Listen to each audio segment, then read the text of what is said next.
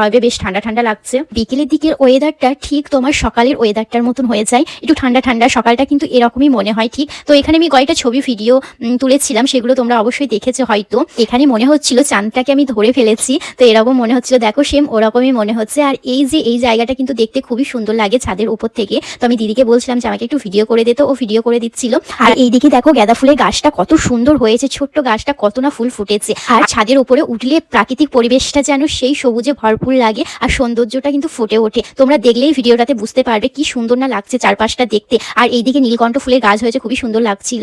তো এইদিকে কিছু কিছু ভিডিও নিয়েছি যেগুলো তোমাদের সঙ্গে আমি শেয়ার করতে পারি। এই যে হচ্ছে মহারানী, ইনি তো আমার ভিডিওতে আসতেই চায় না, এর ভিডিওতে যে কি অ্যালার্জি আমি বুঝতে পারি না। আর এই যে হচ্ছে আমার ভাই মহারাজা, ইনি তো আর এক অ্যালার্জির মানুষ, ও তো ভিডিও করতেই চায় না। এখন একটু বলে বলে ফুটবলের ভিডিওগুলো আপডেট করে এবং ভিডিও এডিটও করে খুব সুন্দর। তো তোমরা যদি ভাইয়ের ইউটিউব চ্যানেল বা তোমরা ইনস্টাগ্রাম ফেসবুক দেখতে চাও তাহলে অবশ্যই